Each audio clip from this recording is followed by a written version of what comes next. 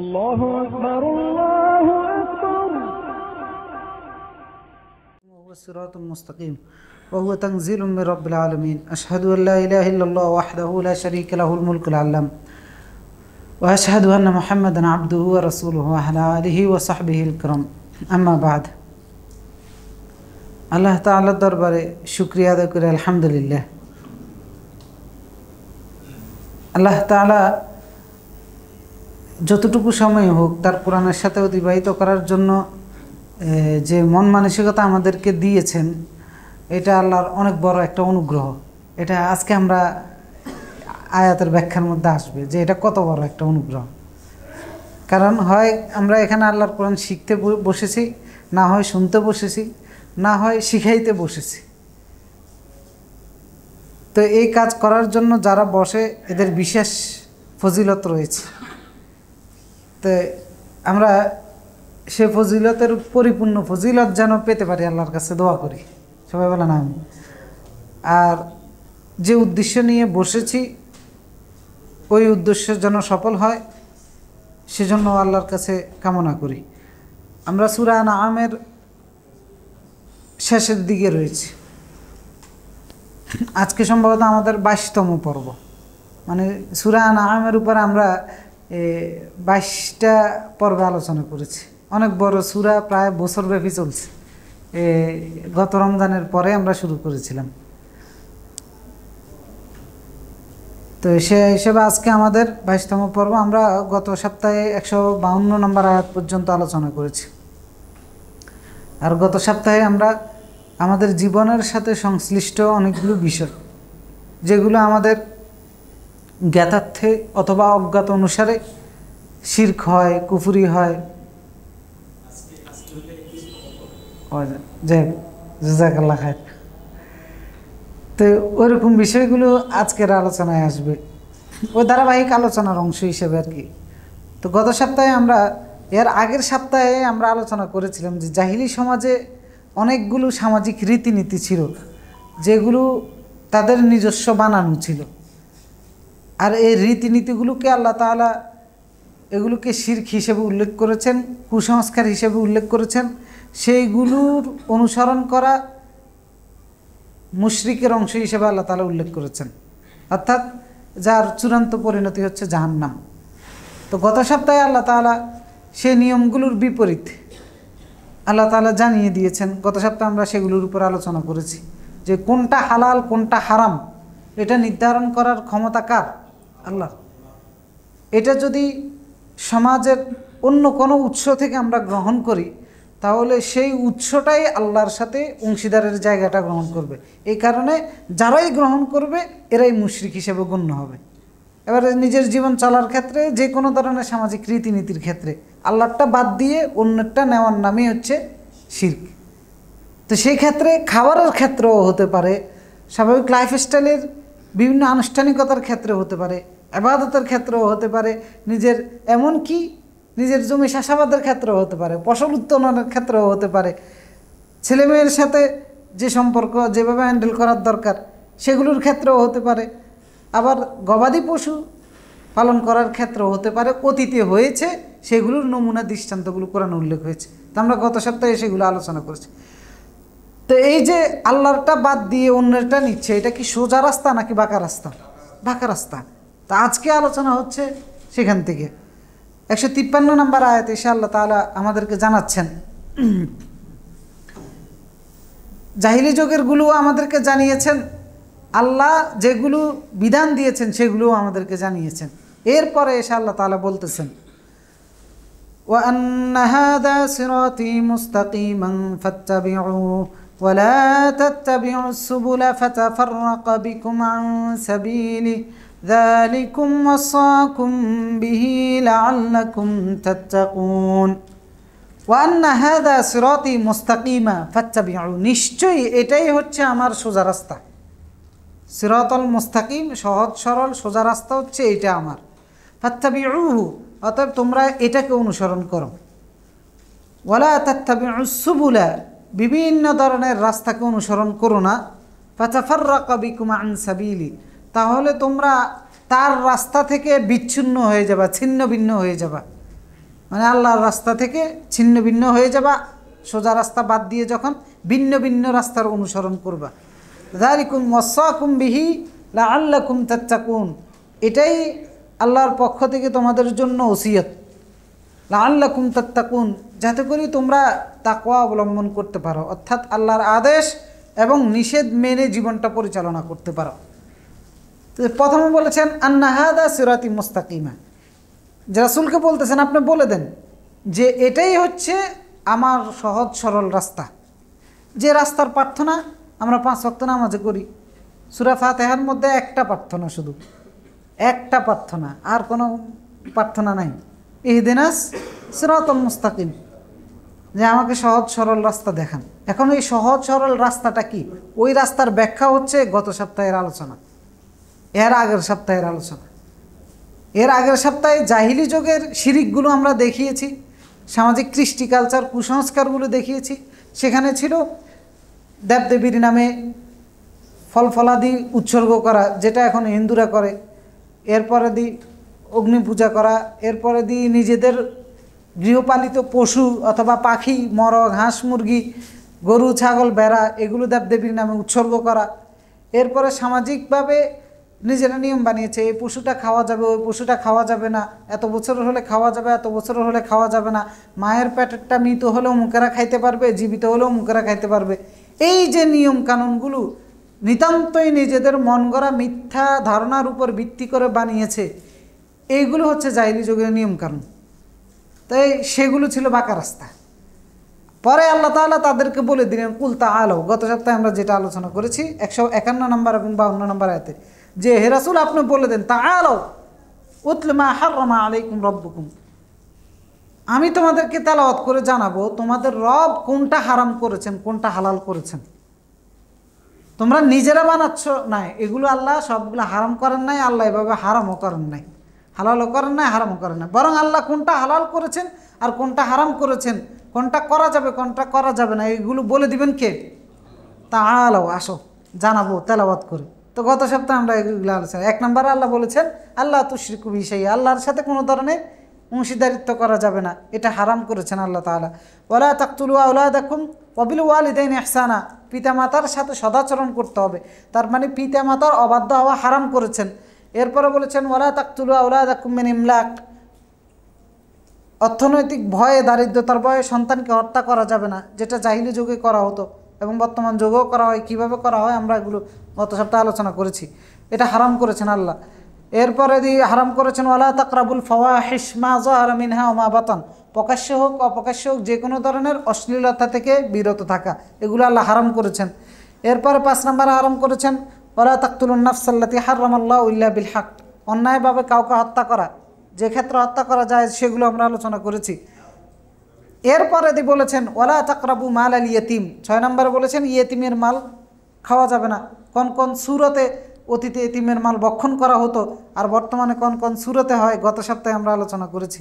এরপরে বলেছেন এতিমের মাল প্রাপ্তবয়স্ক হলে দিয়ে দেওয়া, না দিয়ে দিলে সেটা হারাম করেছেন আল্লাহ তাআলা। এরপরে ওজনে বেশ কম করা হারাম করেছেন আল্লাহ তাআলা। এরপরে কথা বললে ইনসাফের সাথে কথা বলা, নিকটাত্মীয় হলেও পক্ষপাতিত্ব না করা, দলপ্রীতি না করা, কারণ দলপ্রীতি করে, পক্ষপাতিত্ব করে, স্বজনপ্রীতি করে কথা বলা হারাম করেছেন আল্লাহ। এইগুলো যে হারাম করেছেন, এইগুলোতে লিপ্ত হওয়ার নাম হচ্ছে আল্লাহর পথের বাহিরে চলে যাওয়া, আর এইগুলো মেনে চলার নাম হচ্ছে আন্না হাদা সিরাতি মুস্তাকিম, এটাই আমার সহজ সরল রাস্তা। এই জন্য রাসূল সাল্লাল্লাহু আলাইহি সাল্লাম জমিনের মধ্যে একটা আঁক এঁকেছে, মাটির মধ্যে এরকম একটা কাঠি দিয়ে এরকম সোজা একটা টান দিয়েছিলেন, টান দিয়ে বলেছেন যে এটা হচ্ছে সোজা রাস্তা, এটা সোজা চলে গেছে কোথায়? জান্নাতে। এরপরে এই সোজা রাস্তার ডানে বামে অনেকগুলো আঁক দিয়েছেন, আঁক দিয়ে বললেন যে এগুলো হচ্ছে বাঁকা রাস্তা, এগুলো প্রতিটা রাস্তার মধ্যে একটা করে শয়তান বসে থাকে। ওই শয়তান আপনার সোজা রাস্তার যাত্রীকে ডাকে, সে টেনে নিতে পারে না, তার এই ক্ষমতা নাই, কিন্তু সে রাস্তার ধারে বসে বসে টানে। তো এই সোজা রাস্তা বলতে আমাদের গোটা জীবনের হায়াতটাকে বোঝানো হয়েছে। আমি যে গোটা জীবনের হায়াতটা অতিবাহিত করব, এটাই সোজা রাস্তা। এই হায়াতে শিশু বয়সে যৌবন আসবে, বৃদ্ধ হব, ব্যবসা করব, পারিবারিক বন্ধনে জড়াবো, নানান কাজে যখন সম্পৃক্ত হব, প্রতিটা সম্পৃক্ত হওয়ার কাজেই একদিকে আল্লাহর রাস্তা সোজা, আরেকদিকে শয়তান আছে। তো শয়তান টানবে আপনাকে আমাকে। যেমন তরুণ বয়সে একটা ছেলেকে শয়তান টানবে একটা মেয়ের সাথে অবৈধ সম্পর্ক করা, কিন্তু এই চাহিদাটা তার এতদিন ছিল না, সে সোজা রাস্তায় যাত্রী ছিল। এখন সে শয়তান ডাকতেছে, যদি সারা দিয়ে দেয় বাঁকা রাস্তায় চলে গেল। একটু বড় হওয়ার পরে সে ব্যবসা বাণিজ্য করতে যাচ্ছে, দেখা যাচ্ছে যে ওই রাস্তায় শয়তান একজন বসে আছে, আসো সুদের সাথে ব্যবসা করো, প্রতারণা করে ব্যবসা করো। এই শয়তান টানবে, সে যদি না যায় সোজা রাস্তায় থাকবে, যদি চলে যায় বাঁকা রাস্তায় চলে গেল। আর একটু সামনে গেলে দেখা যাবে যে সে কোম্পানির মালিক হয়ে গেছে, মানুষের কাছ থেকে বড় বড় লক্ষ লক্ষ টাকা নেয়। হ্যাঁ, শয়তান টাকা রাখতেছে, যে টাকা না দিলে কি হবে, গরিমসি করলে কি হবে, ওয়াদার খেলাপ করলে কি হবে, সে যদি সেগুলোতে চলে যায় বাঁকা রাস্তায় চলে গেল। এইভাবে গোটা হায়াতের যে সফর, এই সফরটাই আল্লাহর হুকুম মেনে চলার নাম হচ্ছে সোজা রাস্তায় থাকা। আর এই সফরটাই যখন এরকম বিভিন্ন অনিয়মের সাথে সম্পৃক্ত হয়ে যাব, এটার নাম হচ্ছে বাঁকা রাস্তায় চলে যাওয়া। এই জন্য আল্লাহ তাআলা আমাদেরকে বাধ্যতামূলক করে দিয়েছেন আল্লাহর কাছে প্রার্থনা করার জন্য। দৈনিক 5 ওয়াক্ত সালাতে কমপক্ষে 17 বার আমরা আল্লাহর কাছে বলি, আল্লাহুম্মা ইহদিনাস সিরাতাল মুস্তাকিম, ইহদিনাস সিরাতাল মুস্তাকিম, সহজ সরল রাস্তায় পরিচালিত করুন। কারণ অতীতে আল্লাহ যে সমস্ত জাতিদেরকে আল্লাহর কিতাব দিয়েছেন সোজা রাস্তায় চলার জন্য, ইহুদিরা ছিল, খ্রিস্টানরা ছিল, তারা আল্লাহর কিতাব বাদ দিয়ে বাঁকা রাস্তায় চলেছে। এ কারণে আল্লাহ তাআলা বলেছেন প্রার্থনার মধ্যে গায়রিল মাগদুবি আলাইহিম ওয়ালাদ-দাল্লিন, যাদের উপর আল্লাহর গজব পড়েছে তারা ছাড়া, ওয়ালাদ-দাল্লিন, এবং যারা গুমরাহী। ইহুদি এবং খ্রিস্টান দুই দলকে বোঝানো হয়েছে। ইহুদিদের উপর আল্লাহর গজব পড়েছে আর খ্রিস্টানরা পথভ্রষ্ট। তো এদের পথ ছাড়া, কারণ এরা সোজা রাস্তা থেকে বিচ্যুত হয়ে গেছে, এদের পথ দিয়ে সোজা রাস্তায় আমাদেরকে পরিচালিত করুন। তো সোজা রাস্তা বলতে এই আগের ঘটনাগুলোকে বোঝানো হয়েছে, যেগুলো আমরা বলেছি 10টা 11টা বিষয় আল্লাহ তাআলা এখানে নৈতিক চরিত্রের বিষয়গুলো নিচ্ছেন, শিরকের বিষয় এনেছেন, পিতামাতার অবাধ্য হওয়ার বিষয় এনেছেন, অর্থনৈতিক দিক থেকে আমানতদারিতার পরিচয় দেওয়া, এতিমের সম্পদ বক্ষণ না করা, এরপরে ব্যবসা বাণিজ্য করতে গিয়ে কাউকে না ঠকানো, সততার সাথে, আমানতদারিতার সাথে, বিশ্বস্ততার সাথে ব্যবসা বাণিজ্য করা, এরপরে বিচার আচার সালিশ এগুলো করার ক্ষেত্রে ন্যায় এবং ইনসাফের সাথে করা। যেহেতু আল্লাহ তাআলা বলেছেন কথা বললে আদলের সাথে বলতে হবে, ইনসাফের সাথে, নিজের আত্মীয় স্বজন হলেও। তো এই নীতিমালাগুলো অনুসরণ করে চলার নাম হচ্ছে সোজা রাস্তায় থাকা। ওয়ান্না হাযা সিরাতি মুস্তাকিমা ফাত্তাবিউ, সেই রাস্তার অনুসরণ করো। ওয়ালা তাত্তাবিউস সুবুল, ভিন্ন ভিন্ন রাস্তাগুলোর অনুসরণ করো না। এই যে আল্লাহর নীতিমালা দিয়েছেন, নিজের মন গড়া চড়া মানে হচ্ছে বিভিন্ন রাস্তার। এক একজন আছে, এক এক মানুষ মনে করে এর থেকে একটা নিলাম, ওর থেকে একটা নিলাম, সবে তো ভালো, অমুক ধর্মের একটা নিলাম, তমুক ধর্মের একটা নিলাম, এরপরে অমুক মতবাদের একটা নিলাম, তমুক মতবাদের একটা নিলাম, সুযোগ আছে নাই। আল্লাহ তাআলা বলেন ওয়ালা তাত্তাবিউস সুবুল, বিভিন্ন ধরনের রাস্তার অনুসরণ করো না। ফাতাফাররাকা বিকুম আন সাবিলি, আল্লাহর রাস্তা থেকে বিচ্ছিন্ন করে দিয়ে তোমাদেরকে ছিন্ন ভিন্ন করে দিবে, মানে বিভিন্ন দলে বিভক্ত করে দিবে। তা আজকে সেটাই হয়েছে, এক একজনের এক এক পছন্দ। কুল্লু হিজবিম বিমা লাদাইহিম ফারিহুন, যার কাছে যে পুঁজি আছে সবাই সেটা নিয়ে আনন্দিত, যে আমরা তো এটা নিয়ে কাজ করতেছি, আমরা সঠিকভাবে আছি। আরেক দিক দিয়ে যে খোলা হয়ে গেছে সেটার দিকে খবর নাই। তাই জন্য সোজা রাস্তা হচ্ছে কোরআন এবং সুন্নাহকে আঁকড়ে ধরা। কোরআন সুন্নাহ আমাদেরকে বলে দিবে যে কোনটা ঠিক কোনটা বেঠিক। ফাতাফাররাকা বিকুম আন সাবিলি, যেন আল্লাহ তাআলা সূরা বাকারার মধ্যে বলেছে ওয়াতাসিমু বিহাবলিল্লাহি জামিআন ওয়া লা তাফাররাকু, আল্লাহর রুজ্জুকে সবাই একত্রিত হয়ে আঁকড়ে ধরো। অনেকে কি কয়, একত্রিত হওয়ার অর্থকে করে যে একটা সংগঠনবদ্ধ হোক। এটা হচ্ছে সবাই মিলে, যতগুলো সংগঠন আছে সবাই সংগঠন বাদ দিয়ে আল্লাহর রশিকে আঁকড়ে ধরো, সবাই মিলে ধরো। আর ব্যাখ্যা করা হয় আলাদা আলাদা সংগঠন ধরো, অথচ সব সংগঠন লাথি মেরে আল্লাহটা ধরো। অর্থ হচ্ছে এইটাই, ওয়াতাসিমু বিহাবলিল্লাহি জামিআন ওয়া লা তাফাররাকু ওয়াযকুরু নি'মাতাল্লাহ, আল্লাহর নিয়ামতকে অনুসরণ করো। সেই নিয়ামতটা কি? আগে তোমরা বিচ্ছিন্ন ছিলে, বিভিন্ন দলে বিভক্ত ছিলে, মারামারি করতা, পরস্পর ঝগড়াঝাটি করতা, কুনতুম আ'দাআন ফিন্নার, শত্রু ছিলে। আর সেটা ছিল তোমরা একবারে জাহান্নামের কিনারায় থাকার মতো, নিজেরা মারামারি করে জীবনযাপন করা আর জাহান্নামের কাছে বসবাস করা একই জিনিস।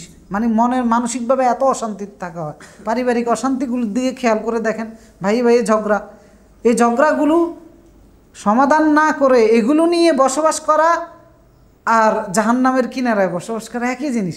রাতে ঘুম হয় না, শান্তিতে থাকা যায় না, মানসিকভাবে একটা মুহূর্ত কাটে না, টেনশন মুক্ত হওয়া যায় না, কারণ যাই ঝামেলা লেগে আছে, ঝগড়াঝাটি লেগে আছে। এখানে আল্লাহ তাআলা বলছেন মানে ঝগড়া জিয়ে রেখে থাকা মানে হচ্ছে জাহান্নামের কিনারায় থাকা, আর ঝগড়া মুক্তভাবে থাকা হচ্ছে মানে আল্লাহর নেয়ামতের মধ্যে থাকা। বিচ্ছিন্নভাবে থাকতে আল্লাহ তাআলা নিষেধ করেছেন। তো এটা কার উপদেশ? কার? যালিকুম ওয়াসাকুম বিহি লাআল্লাকুম তাত্তাকুন। এগুলো তোমাদেরকে ওসিয়ত করতেছি, আশা করা যায় তোমরা মেনে চলবা। মানে মুত্তাকি হবে মানে হচ্ছে আল্লাহর এই আদেশ এবং নিষেধগুলো মেনে চলবা। কারণ তাকওয়ার একটা অর্থ হচ্ছে যে কি কয়, তামাসসুক বিমা আমারাল্লাহ, মানে আল্লাহ যা আদেশ করেছেন সেটাকে আঁকড়ে ধরা, ওয়াল ইজতিনাব আম্মা নাওয়াহি, আল্লাহ যা নিষেধ করেছেন সেটার থেকে বিরত থাকা, এটার নাম হচ্ছে তাকওয়া। মানে আমি আল্লাহকে ভয় করি, শাব্দিক অর্থে হচ্ছে আল্লাহকে ভয় করা, কিন্তু উদ্দেশ্য হচ্ছে এটা আল্লাহর আদেশ এবং নিষেধ মেনে চলা। কারণ একটা মানুষ আল্লাহকে ভয় করলে তখন আল্লাহর আদেশ মানবে, নিষেধ মানবে। আমার ছেলে আমাকে ভয় করে, যার কারণে সে আমার আদেশ মানবে, আমার নিষেধ মানবে। ভয় না করলে তো আর এটা আসবে না। তো তাকওয়ার অর্থ হচ্ছে এইটা, পরিচয় ফুটে উঠবে আল্লাহর আদেশ মানার মাধ্যমে, আল্লাহর নিষেধ থেকে বিরত থাকার মাধ্যমে। তো মুত্তাকি তখন হওয়া যাবে। তা আল্লাহ তাআলা বলতেছেন সোজা রাস্তার বর্ণনা দিয়েছি যাতে করে তোমরা মুত্তাকি হতে পারো। তো এখন এইটা কি এই উম্মতের জন্যই ছিল? আল্লাহ তাআলা পরের আয়াতে জানাচ্ছেন, 154 নম্বর আয়াতে জানাচ্ছেন, ثم آتينا موسى الكتاب تماما على الذي أحسن وتفصيلا لكل شيء وهدى ورحمة لعلهم بلقاء ربهم يؤمنون ثم آتينا موسى الكتاب تماما। অতঃপর আমি মূসাকে কিতাব দিয়েছিলাম পরিপূর্ণ। কিসের উপরে? আলাল্লাযী আহসানা ওয়া তাফসীলাল লিকুল্লি শাই, যেই কিতাবের মধ্যে সব কিছু বিস্তারিতভাবে অতি উত্তমভাবে বর্ণনা ছিল। ওয়া হুদাম ওয়া রাহমাতান, এবং যেই কিতাবের মধ্যে পথ নির্দেশনা ছিল, রহমত ছিল। লাআল্লাহুম বিলিকাই রাব্বিহিম ইউমিনুন, এই উদ্দেশ্যে তাদেরকে কিতাবটা দেওয়া হয়েছিল যে তারা তাদের রবের প্রতি ঈমানদার হয়ে দুনিয়ার থেকে বিদায় নিবে। এটা কার কথা বললেন? মূসা আলাইহিস সালামের কথা বললেন। মূসা আলাইহিস সালামের কোন কিতাব দিয়েছিলেন? তাওরাত দিয়েছিলেন ইহুদি জাতিদের।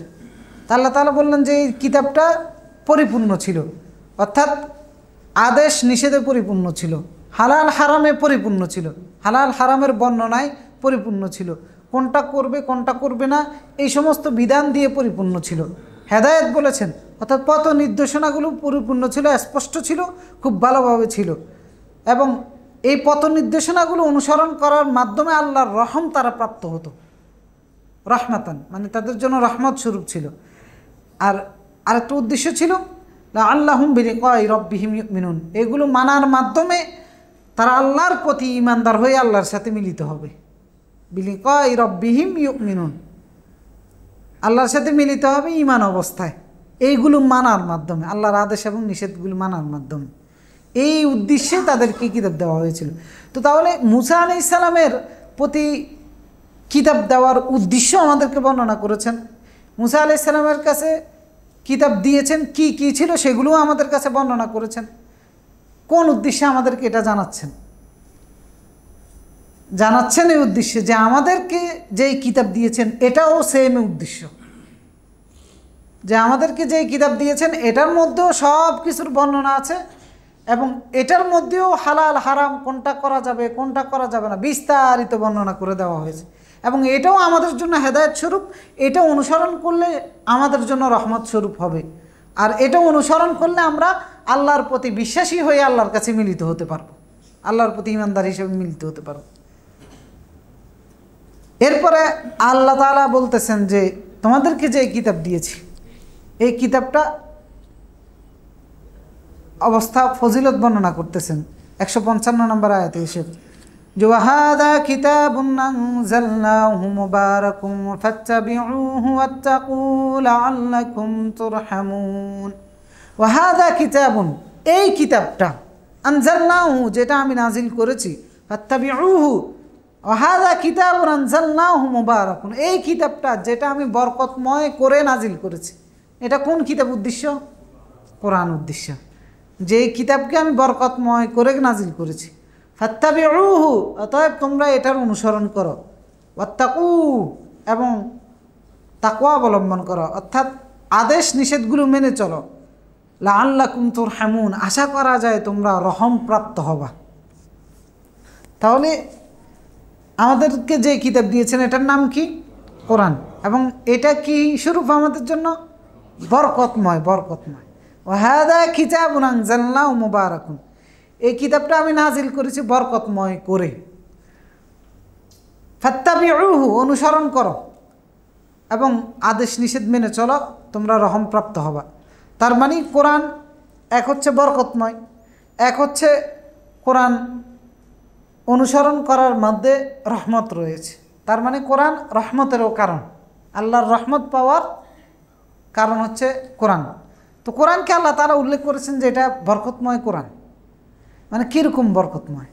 দেখেন, কোরআন তেলাওয়াতের মধ্যে বারাকা রয়েছে, কোরআন তেলাওয়াত শোনার মধ্যে বারাকা রয়েছে, কোরআন শিখার মধ্যে বারাকা রয়েছে, কোরআন শিখানোর মধ্যে বারাকা রয়েছে, কোরআন যে জায়গায় তেলাওয়াত করবেন সে জায়গায় বারাকা রয়েছে, কোরআন যে জায়গায় যে মজলিসে বসে কোরআন নিয়ে আলোচনা করবেন সেই মজলিসের বারাকা রয়েছে, এবং কোরআন দিয়ে যারা পরিচালিত হবে তাদের জীবনটা বরকতময় হবে। কোরআন মানে এমন একটা অ্যাঙ্গেল নাই যে অ্যাঙ্গেল থেকে কোরআন বরকত ছড়ায় না। প্রতিটা জায়গার বর্ণনা আল্লাহ তাআলা দিয়েছেন। যেমন কোরআন তেলাওয়াতের মধ্যে বারাকা রয়েছে। কীরকম বারাকা রয়েছে? রাসূলুল্লাহ সাল্লাল্লাহু আলাইহি ওয়াসাল্লাম বলেছেন, মান কারা হারফাম মিন কিতাবিল্লাহ ফালাহু বিহি হাসানা, যে আল্লাহর কোরআনের একটা হরফ তেলাওয়াত করবে, একটা হরফ তেলাওয়াত করবে, তাকে একটা হাসানা অর্থাৎ একটা সওয়াব দেওয়া হবে। ওয়াল হাসানাতু বিআশরি আমসালিহা, এই সওয়াবের পরিমাণ হচ্ছে 10টা সওয়াবের মতো। এই হাসানাত অর্থাৎ এই সওয়াবের, এই নেক আমলের বিনিময় হচ্ছে 10টা নেক আমলের বিনিময়। রাসূলুল্লাহ বললেন, লা আকুলু আলিফ মিম হারফুন, আল্লাহ রাসূল বললেন যে আমি বলতেছি না যে, সম্ভবত এটা আল্লাহ রাসূল আব্দুল্লাহ ইবনে মাসউদ বলছেন যে আমি বলতেছি না যে আলিফ লাম এই 3টা হরফ মিলে একটা হরফ, বরং আলিফ একটা হরফ, লাম একটা হরফ, মিম একটা হরফ। তার মানে একটা শব্দ উচ্চারণ করেছেন কয়টা হরফ? 3টা হরফ। কয় নাকি সব 30 নি। মানে তেলাওয়াতের বারাকাটা দেখ। আলহামদুলিল্লাহি রাব্বিল আলামিন একটা আয়াত তেলাওয়াত করেছি, কত নাকি হয়ে গেছে। এটা কোরআন তেলাওয়াতের বারাকা। এরপরে কোরআন তেলাওয়াত করলে কোরআন কিয়ামতের ময়দানে আমার জন্য সুপারিশ করবে।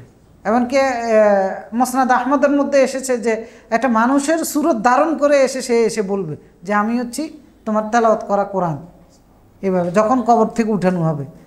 আর আল্লাহ রাসূল সাল্লাল্লাহু আলাইহি ওয়াসাল্লাম সহিহ মুসলিমের মধ্যে বলেছেন যে ইকরাউল কোরআন ফাইন্নাহু ইয়াতি ইয়াউমাল কিয়ামা শাফিআন লিআসহাবিহি, তোমরা কোরআন তেলাওয়াত করো, কোরআন পড়ো, কারণ এই কোরআন কিয়ামতের ময়দানে তেলাওয়াতকারীর জন্য সুপারিশকারী হিসেবে হাজির হবে।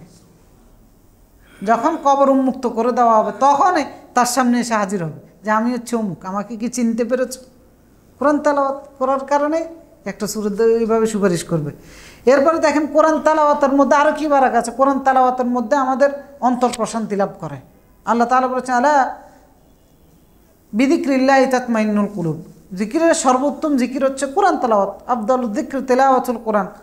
আর আল্লাহ তাআলা বলেছেন আল্লাহর জিকিরের মাধ্যমে অন্তর প্রশান্তি লাভ করে, কোরআন তেলাওয়াতের মাধ্যমে অন্তর প্রশান্তি লাভ করে, কোরআন তেলাওয়াতের মাধ্যমে আরোগ্য লাভ করা যায়। ওয়ানুনাজ্জিলু মিনাল কোরআন মা হুয়া শিফা ওয়া রাহমাতুল লিল মুমিনিন, আমি যে কোরআন নাজিল করেছি এটা মুমিনদেরকে আরোগ্য দিবে এবং তাদের জন্য রহমত স্বরূপ হবে। এরপরে ওয়াশিফাউল লিমা ফিস সুদূর, আরেক জায়গায় এসেছে যে অন্তরের যত রোগ বিমার আছে সব দূর করবে কোরআন। মানে কেমন বারাকা শুধু তেলাওয়াতের মধ্যেই রয়েছে। এরপরে কোরআন তেলাওয়াতের মধ্যে আপনার ঈমান বৃদ্ধি পায়। ইন্নামাল মুমিনুন ইযা যুকিরাল্লাহ, সূরা আনফালের মধ্যে আল্লাহ তাআলা বলেছেন শুরুতে, ইন্নামাল মুমিনুন ইযা যুকিরাল্লাহ, নিশ্চয় মুমিন তারা যখন তাদেরকে আল্লাহর আয়াত দিয়ে আল্লাহর জিকির দিয়ে স্মরণ করিয়ে দেওয়া হয়, ওয়াজিলাত কুলুবুহুম, অন্তর গলে যায়। এখন এই প্রতিক্রিয়াটা কাজ করবে ইমানের তারতম্যের ভিত্তিতে। মানে অনেক মানুষ আছে কোরআন পড়ে আর চোখের পানি পড়ে, বুঝতেছে আর অন্তর গলে যাচ্ছে, ইন্নামাল মুমিনুনা ইযা যুকিরাল্লাহ ওয়াজিলাত কুলুবুহুম, অন্তর গলে যায়, বিগলিত হয়ে যায়। ওয়া ইযা তুলিয়াত আলাইহিম আয়াতুহু যাদাতহুম ঈমানা, তাদের কাছে যখন আল্লাহর কোরআন তেলাওয়াত করা হয় তাদের ঈমান বেড়ে যায়। যেমন সাহাবায়ে কেরাম কোরআন তেলাওয়াত শুনতেন আর ঈমান বাড়ত। আর বিপরীত মুখে যারা অবিশ্বাসী তাদের অন্তরে জ্বালা পোড়া তৈরি হয়, মানে তারা কোরআনের মজলিসেও গরম হয়ে যায়। মানে কোরআনের কোনো একটা বিধান বললে দেখবেন অনেকে চেতে যায়, কারণ ভিতরে নাই তো, সব খোলা, শয়তান দখল করে বসে আছে, যার কারণে ওই তাৎক্ষণিকই বিদ্রোহ করে। অনেকে আছে পরে করে, আবার অনেকে আছে একবারে তাৎক্ষণিক বিদ্রোহ করে। মানে যার ভিতরে কুফরি যত বেশি সে প্রতিক্রিয়া দেখায় তত বেশি, আর যার ভিতরে ঈমান যত বেশি সে কোরআনকে রিসিভ করে তত বেশি আন্তরিকতার সাথে। আল্লাহ তাআলা বললেন যে এই কোরআন তেলাওয়াতের মাধ্যমে ঈমানও বৃদ্ধি পায়। এরপরে দেখেন তেলাওয়াতগুলো, কোরআন শোনার মাধ্যমে আল্লাহ রহম করেন। কীরকম রহম করে?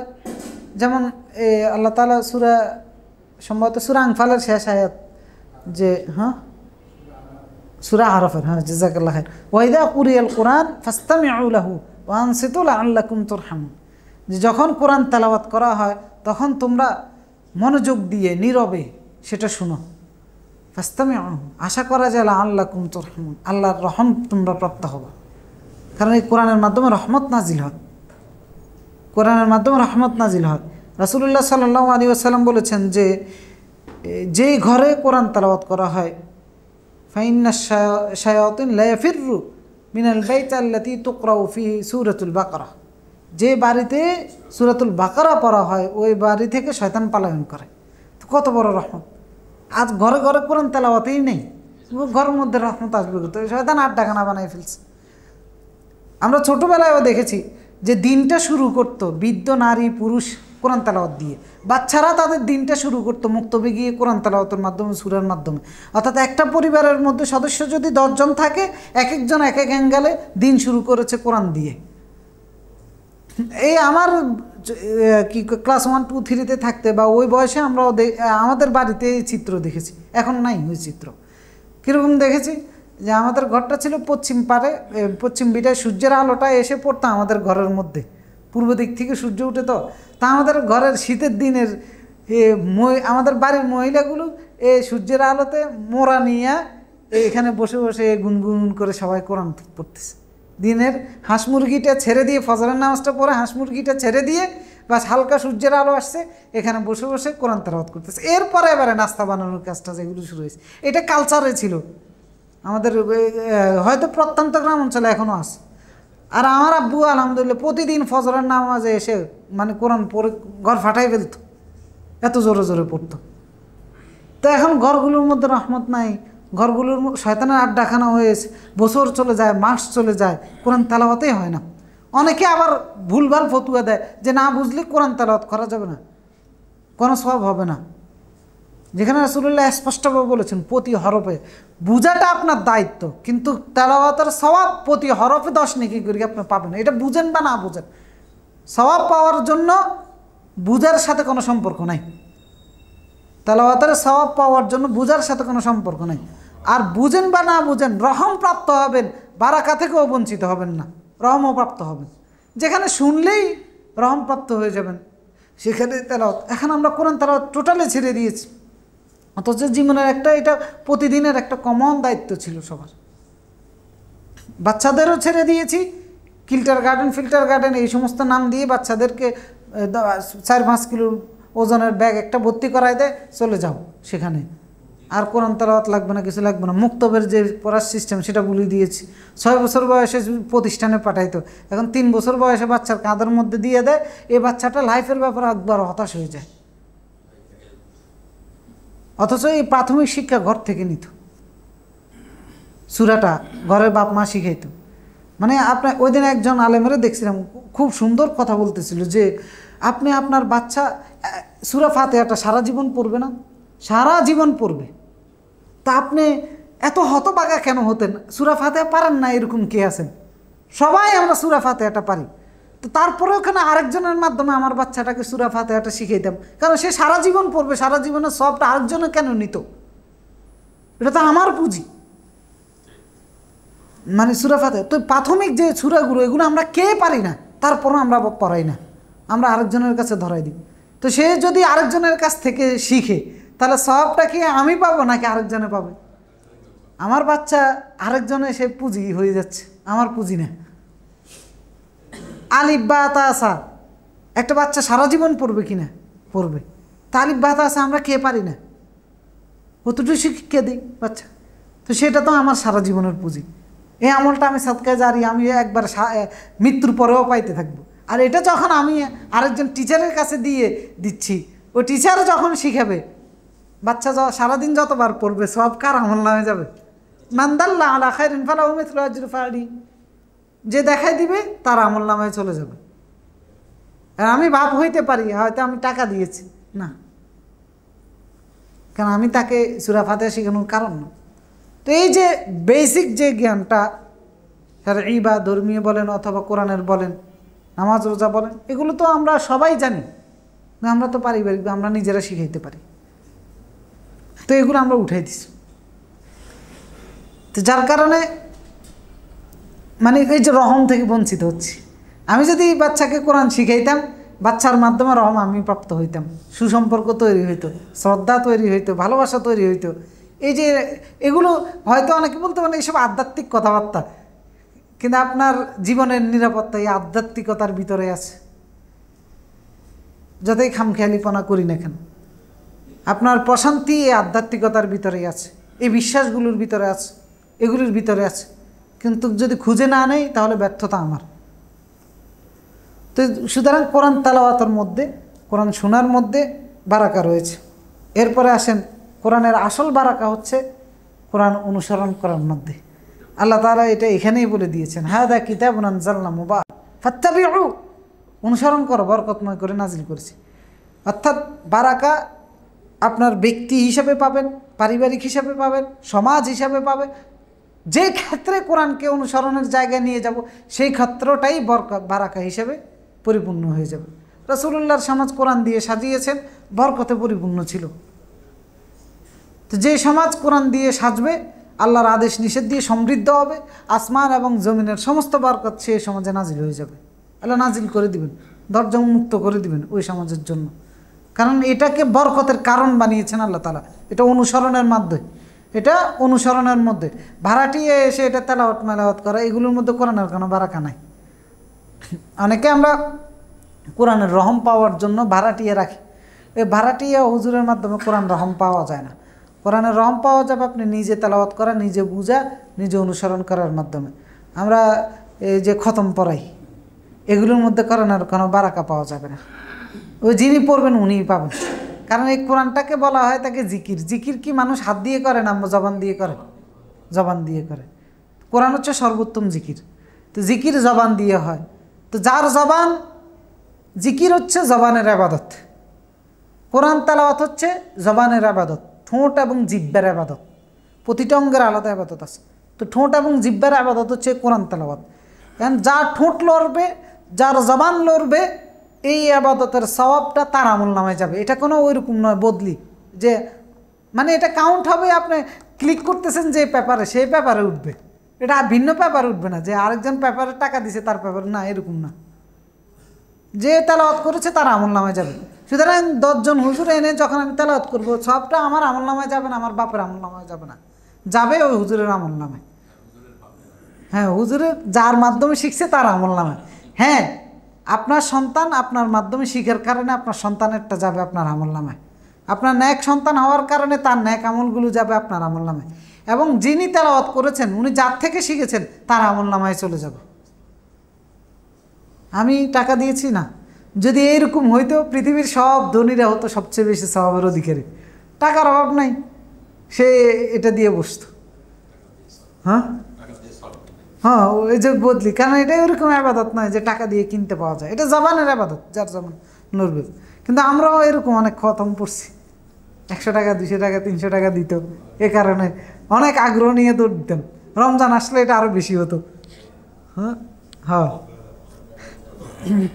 তো যাই হোক, এটার মাধ্যমে কি কয় আলেমুল আমাদের সেবা হয় আর কি। অনেকে কয় এই সমস্ত কাজ করে কয় ইসলামের সেবা, আসলে এটা ইসলামের সেবা না, বরং ইসলাম তার উল্টা সেবা দিতেছে। ওই খতম টতম পইরে কি আসলে ইসলামের সেবা হয়? শরীয়তে যেটা নাই সেটা দিয়ে আবার ইসলামের সেবা কিসের? বরং ইসলামের নাম দিয়ে নিজেরা কিছু সেবা নিতেছে। বিভিন্ন ধরনের খতম আছে যেগুলোর শরঈ কোনো ভিত্তি নেই। খতমে তালিল, খতমে শেফা, এরপরে দিয়ে খতমে নাজেলা, সবগুলো বেদাত। খতমে ইউনুস, হ্যাঁ আরও যত সকিনা খতম, আরও কত কিছু আছে এগুলো। আপনার কি কয়, আওয়ামী লীগ সরকার আমলে একটা লোকের দোষ ছিল, তার নাম ভুলে গেছি, দুর্নীতির জন্য শামীম নাকি কি জানি নাম ছিল।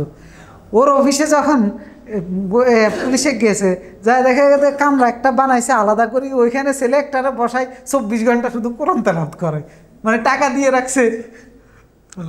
হ্যাঁ, তো এই তেলাওয়াত দিয়ে তার কোনো দুনিয়াবি ফায়দা হবে না, আখিরাতের ফায়দা হবে?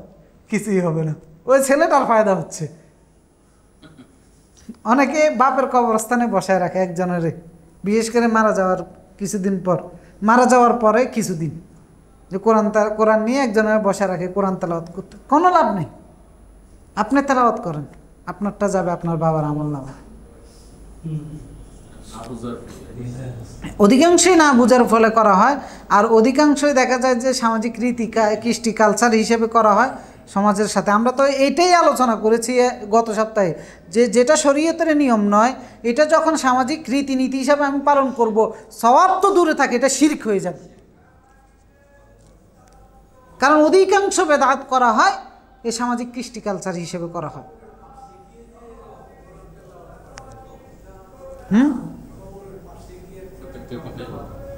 জি বুঝি নাই। কবরের পাশে যে তেলাওয়াত, ওইটার কথাই আপনি বলছেন? ওটা তো বললাম যে কবরের পাশে তেলাওয়াত করার কোনো নিয়ম নাই। যে দিন মারা যায় ওই দিন একটা কোরআন খতম হয়, এরপরে 3 দিন পরে 3 দিনের একটা দাওয়াত কিছু, হ্যাঁ না 3 দিনেও একটা কোরআন তেলাওয়াত খতম করা হয়। হ্যাঁ, তা কি কয়, আমার বাড়িতে আমার এক বড় ভাই, উনিও আলেম, ওনার বাবা মারা গেছে, তো উনি 3 দিনের খতম করেছেন। তখন আমরা মদিনাতে গেছি, 1 বছর কিংবা 2 বছর হয়েছে মনে হয়, এরকম নাকি। তো উনি বলতেছে আমি জানি এটা বেদাত, কিন্তু আজকে এটা না করলে সমাজ কি বলবে, এ কারণে করতে বাধ্য হচ্ছে। তো দেখেন এখানে সে একটা কৃষ্টি, একটা নিয়ম পালন করতেছে যেটা শরীয়ত বিরোধী নিয়ম। কিসের ভয়ে? তো এইটাই হচ্ছে শিরক, এটাই শিরক।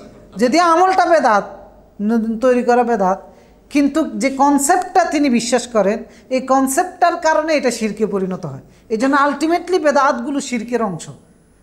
যারা জেনে শুনে বেদাত করে এরা মূলত শিরক করে, আর যারা না জেনে করে সে আমলের কোনো সওয়াব পাবে না, কারণ সে যে এটা শিরক, সে যে এটা বেদাত জানে না। এই কারণেই সে তার আমলের, কারণ কোরআন তেলাওয়াত করতে সময় লাগছে না, পরিশ্রম গেছে না, জিকির করতে সময় লাগছে না, পরিশ্রম গেছে না, এই পরিশ্রমের বিন্দু পরিমাণ কোনো বিনিময় সে আল্লাহর কাছে পাবে না, কারণ এটা ভুলভাবে ছিল।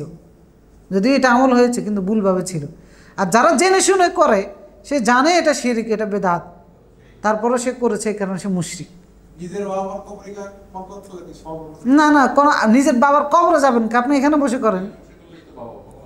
বিষয়টা তো এই নয় যে কবরে যাইয়া করলে তিনি পাবে, বিষয়টা তো আপনি পৃথিবীর যেখানেই করেন আপনার বাবার আমল নামে অটোমেটিকলি চলে যাবে। যার বাবা মনে করেন আকাশে মরে গেছে, তো ওই সন্তান আমল করলে বাবার আমল নামে যাবে না?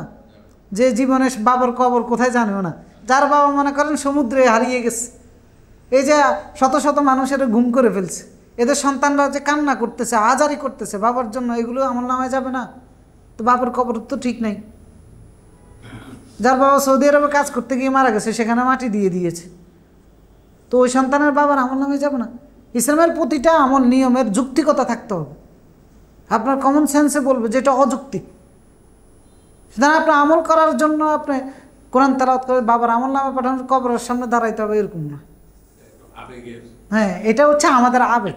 তা আমরা তো বারবার বলি ইসলাম আবেগ দিয়ে চলে না, ইসলাম চলবে যুক্তিকভাবে, শরীয়তের দলিল দিয়ে।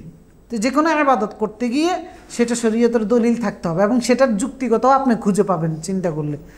আর যেগুলো বেদাত দেখবেন এগুলো অযৌক্তিক, কারণ আপনি যার বাবা নাই, খোঁজ পাওয়া যাচ্ছে না, ওই সন্তান কবর পাবে কোথায়? তাহলে কি সেই সন্তানের আমল তার বাবার আমল নামে কীভাবে যাবে কবর না পাইলে? যদি কবরের কাছে গেলেই সেটা বাবার আমল নামায় পৌঁছে, যদি এরকম হয় তো তাহলে যে বাবার কবরে পায় নাই। আমার এরকম অনেক আত্মীয় স্বজন সৌদি আরবে মারা গিয়েছে, সেখানে মাটি দিয়ে দিয়েছে। তো ওনাদের সন্তানরা যারা দেশে আছে এরা তো সবাই অনেকে আলেম ওলামা, বড় বড় আলেম, ওরা তো কোরআন তেলাওয়াত করে, তো এদের আমলগুলো বাবার আমল নামায় যাবে না? তো জীবনে তো খুব কবরে যাইতে পারে নাই, হ্যাঁ কোথায় কবর আছে জানেও না। এরপর সৌদি আরবের মক্কা মদিনা কবর এগুলো তো 6 মাস পরে সব তুলে ফেলে দেয়, হাড্ডি উড্ডি যা আছে এগুলো তুলে ফেলে দেয়, ওইটার উপরে আবার এক কবর দেয়। কত শত শত এক কবরে যায়, আরো কতজনের কবর পড়তেছে। তো সেটা আল্লাহ তাআলা রাসূল সাল্লাল্লাহু আলাইহি ওয়াসাল্লাম বলেছেন, ইদা মাতা ইবনু আদম ইনকাতা আমালুহু ইল্লা মিন থালাস, বনি আদম যখন মারা যায় তার সমস্ত আমলের দরজা বন্ধ হয়ে যায়, ইল্লা মিন থালাস, 3টা ব্যতীত। একটা হচ্ছে সাদকাতান জারিয়াতান, কোনো সাদকা করে গেছে যেটার প্রভাব এখনও বলবৎ আছে, তো সেই সাদাকার সওয়াব তার আমল নামায় যাবে। যেমন মনে করেন মসজিদ, যতদিনে মসজিদ থাকবে এখানে যারা দান করেছে তাদের আমল নামে এটা সব যেতে থাকবে। মাদ্রাসা, কোনো একটা ছেলেকে কোনো একটা বাড়ি করে দিছে কাউকে, দেখা গেছে ওই বাড়ি যতদিন থাকবে ওইখানে বসবাসকারীরা যত বসবাস করবে সব তার আমল নামে যাবে। একটা যাত্রী ছাউনি করে দিয়েছে, একটা বাথরুম করে দিয়েছে, একটা রাস্তা করে দিয়েছে, গাছ লাগাই দিয়েছে, গাছের ফল যতদিন থাকবে এই মানুষ খাবে, সাদকার সব ততদিন তার আমল নামে যাবে। এটাকে সাদকায় জারিয়া বলা হয়। তাকে টিউবওয়েল বসায় দিছে, ওই টিউবওয়েল থেকে যত লোকে পানি খাচ্ছে সমস্ত এই পানি খাওয়ানো পান করানোর স্বভাবটা ওই ব্যক্তির আমল নামে যাবে, সাদকায় জারিয়া বলা হয় থাকে। মানে যেটার স্বভাব কন্টিনিউ যাইতে থাকে। আর একটা হচ্ছে ওয়ালাদুন সালেহ ইয়াদউ লাহু, নেক সন্তান বাবার জন্য দোয়া করে, মায়ের জন্য দোয়া করে, সেই দোয়া আল্লাহ পৌঁছায় দিবেন। এটার জন্য স্থানকাল নির্দিষ্ট নাই, স্থানকাল কোনো নির্দিষ্ট নাই, পৃথিবীর যে কোনো প্রান্তরে হতে পারে, আকাশে বসেও সে দোয়া করতে পারে, আল্লাহ সেখানে পৌঁছায় দিবেন। আও ইলমুন ইউনতাফা বিহি, অথবা কোনো এলেম বিতরণ করেছে, আমাদের পুঁজি এতটুকু আলহামদুলিল্লাহ, এলেম বিতরণ করেছে মানুষ, সেটা দিয়ে আমল করেছে, ওই আমলের সওয়াবটা যাবে, এটা দ্বারা কেউ উপকৃত হয়েছে।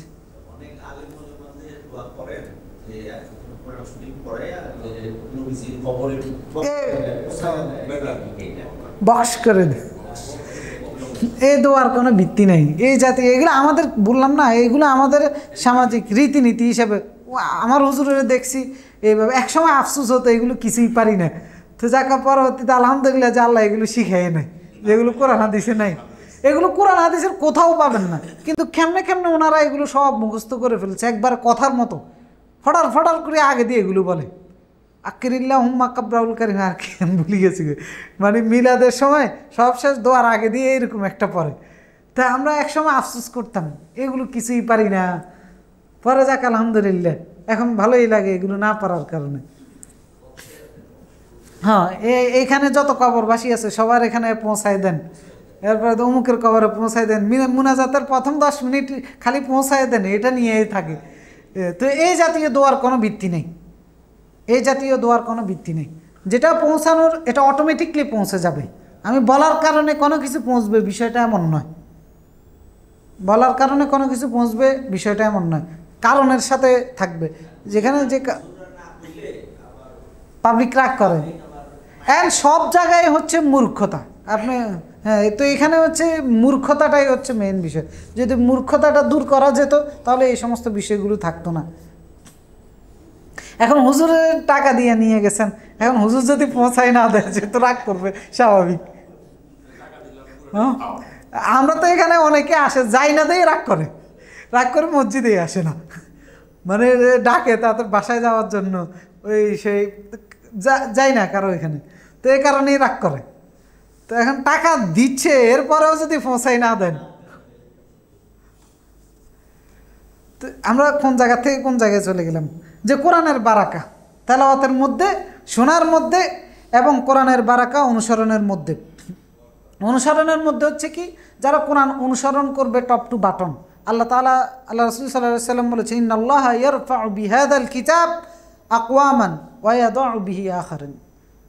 আল্লাহ কাউকে কোরআন দিয়ে উপরে উঠিয়েছেন কোন জাতিকে, আবার কোন জাতিকে কোরআন দিয়ে একদম লাঞ্ছিত করেছেন। তো উপরে উঠিয়েছেন কাদেরকে? সাহাবায়ে কেরামকে। তারা কোরআনের জ্বলন্ত অনুসারী ছিলেন, যার কারণে তারা ছিলেন আরবের বেদুইন, পশু চড়িয়ে খেতেন, আর তাদেরকে বানিয়ে দিয়েছেন সারা বিশ্বের বিশ্বপতি, সারা বিশ্ব শাসন করেছে, দাপটে মানে উড়িয়েছে পুরা বিশ্বে। এমন দাপট তারা দেখিয়েছে পারস্য সাম্রাজ্যকে, এরপরে রোমান সাম্রাজ্যকে তছনছ করে দিয়েছে, যেটা কি কয় মক্কা বিজয়ের আগে বললে মানে এটা কেউ কল্পনাও করে নাই। রাসূলুল্লাহর সাহাবীরা যখন খন্দকের যুদ্ধে মাটি কাটতেছেন, খন্দক খনন করতেছেন, রাসূলুল্লাহ তখন তাদেরকে বলতেছেন যে তোমরা রোমান বিজয় করবা, পারস্য বিজয় করবে। এখানে মাটি কাটিয়ে আর আপনি বলতেছেন রোমান সম্রাট, মানে মনে করেন এখন আমেরিকার মতো এরকম পরাশক্তি, ওদেরকে আমরা পরাজিত করে আমরা বিজয় লাভ করব। পাথর বেঁধে, পেটের মধ্যে পাথর বেঁধে কাজ করতেছি, খাবার নাই দাবার নাই। কিন্তু কোরআনটা যখন অ্যাপ্লাই হয়েছে, পুরা কোরআনটা যখন পরিপূর্ণরূপে তারা শরীয়ত পেয়ে যখন কোরআন দিয়ে শুরু করেছেন চলতে, বাস রোমান সাম্রাজ্য তাদের পাদতলে চলে এসেছে, পারস্য সম্রাট তাদের পায়ের নিচে এনে দিয়েছেন আল্লাহ রাব্বুল আলামিন। ওমর ফারুক রাদিয়াল্লাহু তাআলা আনহুর সময়, হ্যাঁ। তো এই যে কারণ কিসের মাধ্যমে? কোরআনের মাধ্যমে। কোরআনের মাধ্যমে আল্লাহ উঠিয়েছেন। আবার যারা এই কোরআনের বিরোধিতা করেছে তাদেরকে নিশ্চিহ্ন করে দিয়েছেন, নিশ্চিহ্ন করে দিয়েছেন। রাসূল সাল্লাল্লাহু আলাইহি ওয়াসাল্লাম বলেছেন তামাসসাকতুম বিহি, যদি কোরআনকে আঁকড়ে ধরো এরকম কারো ক্ষমতা নাই, লান তুহলিকু আবাদা, কখনো তোমরা ধ্বংস হবে না, কখনোই তোমরা ধ্বংস হবে না। এই যে মুসলিম উম্মার অসহায়ত্ব, নির্যাতিত, পরাজিত, এটার মূল কারণ হচ্ছে কোরআন থেকে দূরে সরে যাওয়া, বিচ্ছিন্ন। কারণ সমস্ত পলিসি এখানে আছে, কিন্তু সেই পলিসিগুলো আমরা গ্রহণ করি না চলার ক্ষেত্রে, আমাদের নীতির ক্ষেত্রে। আমাদের নিজস্ব চিন্তা, নিজস্ব ভয়, নিজের বিবেচনায় মনে হয় এটা হইতে পারে, ওইটা হইতে পারে, এই আশঙ্কাগুলোর কারণে। অথচ আল্লাহর কোরআন অন্ধভাবে অনুসরণ করতে হয়। এই ভয়গুলো আছে, কিন্তু এগুলো উঠাই দিবেন কে? আল্লাহ। নাহলে কোন আকলে আসে যে 3000 সৈন্য নিয়ে রোমানদের মতো এরকম লক্ষ লক্ষ সৈন্যকে পরাজিত করে জয়ী হওয়া? 3000 না, সম্ভবত কত 10,000 নাকি 3000 মুসলিম শহীদ হয়েছেন। 3000ই কাদেশিয়ার যুদ্ধে কতজন মুসলিম ছিল আমার পুরা সংখ্যাটা খেয়াল নাই, কিন্তু তারা লক্ষাধিক ছিল। হ্যাঁ, তো আর মুসলমানরা ছিল 3000 নাকি 30,000 ছিল। তো প্রথম দিন মুসলমানরা জয়ী হয় না, দ্বিতীয় দিন হয় না, তৃতীয় দিন আল্লাহ তারা বিজয় দান করেছে। তো এখানে বিষয় হচ্ছে এটা যে কোরআন অনুসরণের মধ্যে দুনিয়াতেও আল্লাহ উপরে উঠাবেন, আখিরাতেও উপরে উঠাবেন। এরপরে কোরআন শোনার জন্য আমরা যেখানে বসবো এই জায়গায় আরও বারাকা রয়েছে। এই যে এখানে আমরা বসলাম, বারাকা আছে কি না? আছে। কোরআনের মাজলিসে যেখানে তেলাওয়াত করা হয় অথবা যেখানে কোরআন বুঝার জন্য বসা হয়, সেই জায়গার মধ্যে কীরকম বারাকা আছে? রাসূলুল্লাহ সহিহ মুসলিমের মধ্যে বলেছেন যে মাজতামা কওমুন ফি বাইতিন মিন বুয়ুতিল্লাহ, কোনো একটা গোষ্ঠী যদি আল্লাহর ঘরে কোথাও বসে, একত্রিত হয়, কি জন্য? যে ইয়াতাদারাসুনা আল কোরআন, মানে কোরআন পরস্পর বুঝবে, একজন অথবা আরেকজন শেয়ার করে বোঝাপড়া করে নেবে, বুঝে নেবে, অনুধাবন করার জন্য। ইল্লা নাযারাত আলাইহিমাস সাকিনা, আল্লাহর পক্ষ থেকে তাদের উপর প্রশান্তি নাজিল করা হয়। ওয়াগাশিয়াতহুমুর রাহমা, আল্লাহর রহমত দিয়ে তাদেরকে ঢেকে দেওয়া হয়। ওয়াহাফাতহুমুল মালায়েকা, ফেরেশতারা তাদের ডানা দিয়ে তাদেরকে ঘেরাও করে রাখে। ওয়াযাকারাহুমুল্লাহ ফী মান ইনদাহু, যে সমস্ত ফেরেশতারা আল্লাহর দরবারে থাকে তারা এদের কথা আল্লাহর কাছে উল্লেখ করে। মানে বিষয়টা মনে করেন আমরা এখানে যারা বসেছি, আমাদেরকে নিয়ে আলোচনা হচ্ছে আল্লাহর দরবারে, যে সমস্ত ফেরেশতারা আছে। তো এটা কিসের কারণে? আমি আব্দুল্লাহ আল জায়েদ, আপনি উমুক তমুক, এই কারণে না, কারণ যেটা নিয়ে আমরা বসেছি এটার কারণে। এই কোরআনের মর্যাদা এত বেশি। আর এই মর্যাদার আসনগুলো কত বড় বেকুবের বেকুব, এই মর্যাদার আসরগুলো বানিয়ে ফেলে কি বিনোদনের জায়গা, গানের জায়গা, এরপর দিয়ে ঠাট্টা তামাশা করার জায়গা, গালিগালাজের জায়গা। এই যে কোরআনের মাহফিল টাফিল হয়, যে তামাশা করা হয়, যেগুলো এগুলো আল্লাহ এদেরকে ডাবল শাস্তি দিবে। ইযাল্লাহ আযাকনাকা দি'ফাল হায়াত ওয়া দি'ফাল মামাত, যারা মানুষের শ্রোতার মনোযোগ আকর্ষণ করার জন্য আল্লাহর কোরআনকে উপস্থাপন করে, কারণ এই ঠাট্টা তামাশা মজা এগুলো করার উদ্দেশ্য হচ্ছে মানুষের মনোযোগ আকর্ষণ করা। আল্লাহর কোরআন তুলে ধরতে গিয়ে যারা এগুলো করে, আল্লাহ তাআলা বলেছেন লা আযাকনাকা দি'ফাল হায়াত ওয়া দি'ফাল মামাত, দুনিয়ার জীবনেও ডাবল শাস্তি দিবেন, আখিরাতেও এদেরকে ডাবল শাস্তি দিবেন। সেই জন্য আমি সবসময় যাদেরকে সুযোগ হয় আর কি তাদেরকে বলি যে কোরআনের তাফসিরের এখানে কোনো গান বলা যাবে না, কোরআনের তাফসির এখানে কারো সমালোচনা করা যাবে না, কোরআনে হ্যাঁ প্রাসঙ্গিক বিষয়গুলো বোঝানোর জন্য কিচ্ছু করা যাবে না। এটা তাফসির, আপনি আবার কেন এগুলো করবেন, সেটাই তো বলতেছি। এরপরে যিনি মুফাসসির উনি দেখা যায় এমন সব উদ্ভট কৌতুক কথাবার্তাগুলো বলে যে এগুলো দেখা যায় যে যাত্রা ফালার মধ্যেও করা হয় না। হ্যাঁ, তো সেইগুলো আল্লাহ রাসূল যখন কোরআন তেলাওয়াত করতেন, মানুষকে যখন কোরআন তুলে ধরতেন, কারণ শ্রোতারা এটা চায়। আল্লাহ রাসূলও তো শ্রোতার কাছে বলতেছেন, তা আল্লাহ তাআলা বলতেছেন ওয়া ইন কাদু লা ইস্তাফিজুনাকা, যে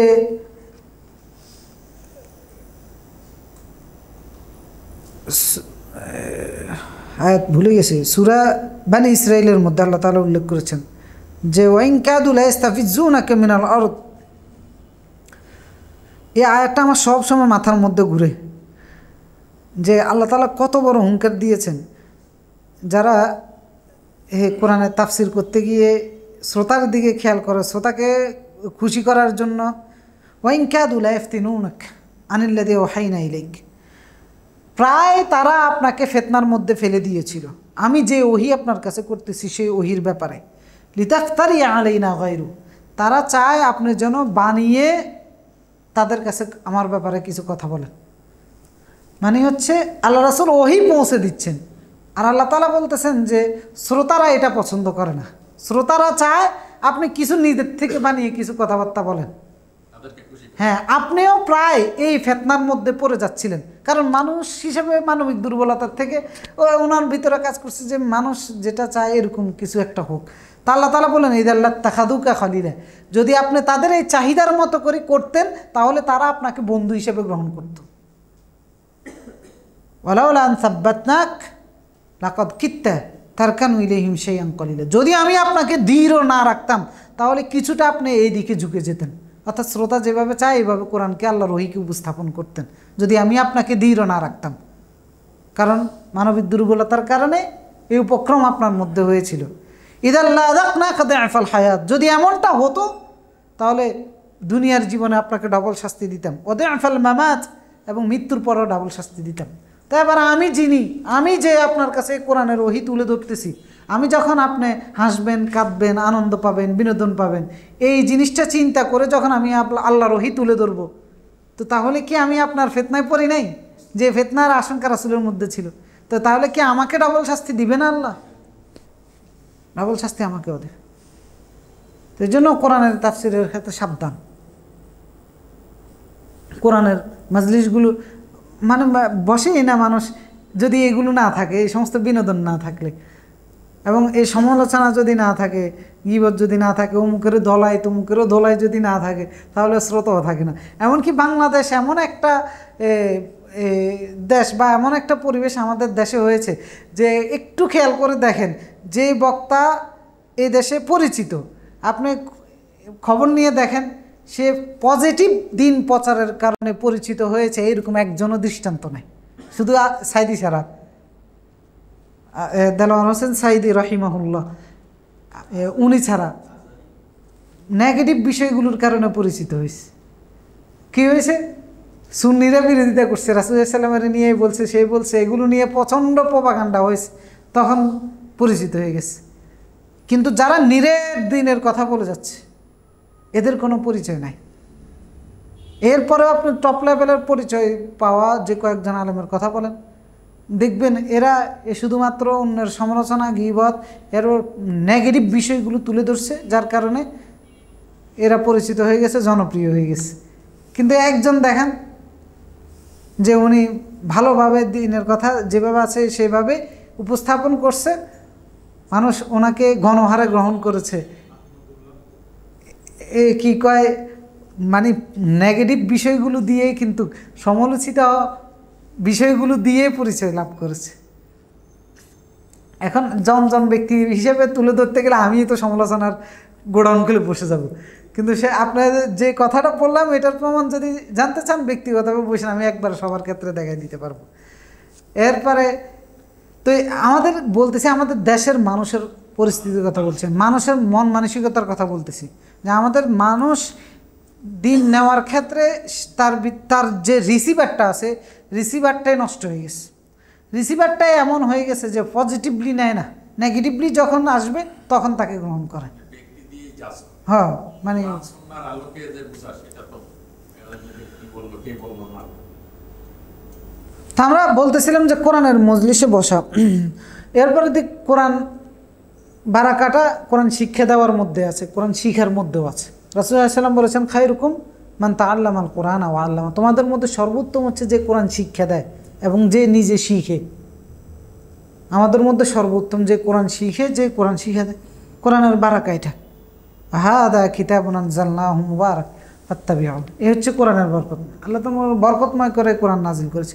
ফাত্তাবিউ, অনুসরণ করো, লাআল্লাকুম তুরহামুন, আশা করা যায় তোমরা রহম প্রাপ্ত হবা। এরপরে আল্লাহ তাআলা বললেন 156 নম্বর আয়াতে যে আন তাকুলু ইন্নামা উনজিলাল কিতাবু আলা তাইফাতাইন মিন ক্বাবলিনা ওয়া ইন কুননা আন দিরাসাতিহিম লাগাফিলিন। এই কোরআন নাজিল করার আরও একটা কারণ উল্লেখ করলেন, যে মক্কার মুশরিকদেরকে বলতেছেন যে তোমরা যেন এটা না বলো ইন্নামা উনজিলাল কিতাবু আলা তাইফাতাইন, যে দুইটা দলের কাছে না আল্লাহ কিতাব নাজিল করেছেন আমাদের পূর্বে। ওয়া ইন কুননা আন দিরাসাতিহিম লাগাফিলিন, যে এই কিতাবগুলো পড়ার ব্যাপারে আমরা যদিও গাফেল ছিলাম, উদাসীন ছিলাম, আমরা অজ্ঞ ছিলাম।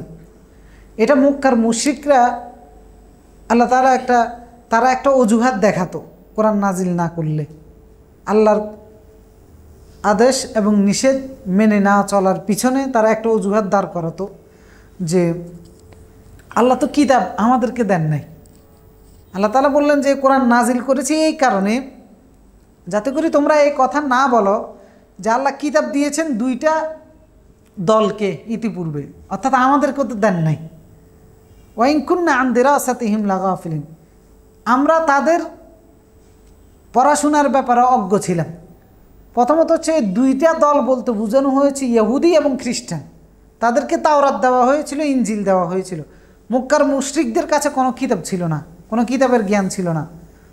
তা আল্লাহ তাআলা বললেন যে কোরআনটা নাজিল করেছি তোমরা যেন এই ওজন দেখাতে না পারো আল্লাহর রাস্তায় থাকতে গিয়ে, যে আল্লাহ তো কিতাব দিয়েছেন ইহুদি এবং খ্রিস্টানদেরকে, আর যে ইহুদি এবং খ্রিস্টানরা যে কিতাব পড়ে সেটা তো আমরা জানিই না, যার কারণে কিতাব আমি নাজিল করে দিয়েছি। এ কারণে আল্লাহ কোরআন আরবি ভাষাতে নাজিল করেছেন, যাতে করে তারা এই কথাও বলতে না পারে কোরআন তো ভিন্ন ভাষায় নাজিল হয়েছে, আমরা তো বুঝি না। অর্থাৎ ইহুদিরা, মক্কার মুশরিকরা এই সূরা নাজিল হয়েছে কোথায়? মক্কায়। ইসলামের প্রাথমিক যুগে এই সূরা নাজিল হয়েছে। তো মক্কায় কোরআন শোনানো হচ্ছে সব মুশরিকদেরকে, কুরাইশদেরকে। তো কুরাইশরা কোরআনকে অস্বীকার করার জন্য নানান ধরনের যুক্তি খুঁজে। তো এরকম একটা যুক্তিও তারা দিত যে আল্লাহ যে বলতেছে এটা হালাল, এটা হারাম, এটা করা যাবে না, ওটা করা যাবে না, এটা শিরক হবে, এটা জাহান্নামের হবে, কোথায় আছে? ইহুদি এবং খ্রিস্টানদের কিতাবে আছে। এখন সেই কিতাব তো দেওয়া হয়েছিল ইহুদি এবং খ্রিস্টানদেরকে। যদি কোরআন নাজিল না করতেন তখন তারা এই কথা বলতো, এই ওজর পেশ করতো। তা আল্লাহ তাআলা তাদের এই ওজরকে নাকচ করে দিয়ে বলতেছেন এরকম ওজর পেশ করার কোনো সুযোগ নাই।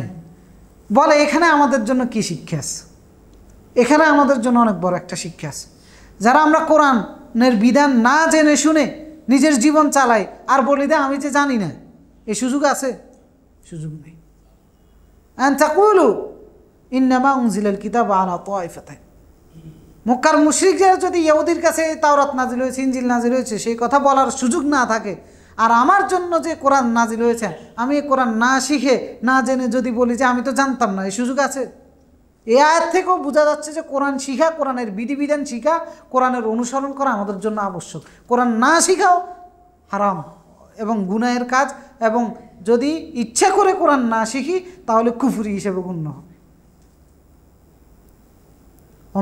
ওমান আরাদা আন যিকরি ফাইন্না লাহু মাঈশাতান দানকা, আল্লাহর কোরআন শিখা থেকে অর্থাৎ শরীয়ত অনুযায়ী চলার জন্য যে জ্ঞান আপনার আমার প্রয়োজন, এই জ্ঞান থেকে বিমুখ হয়ে থাকাও কুফরি, ঈমান ভঙ্গ হওয়ার একটা কারণ।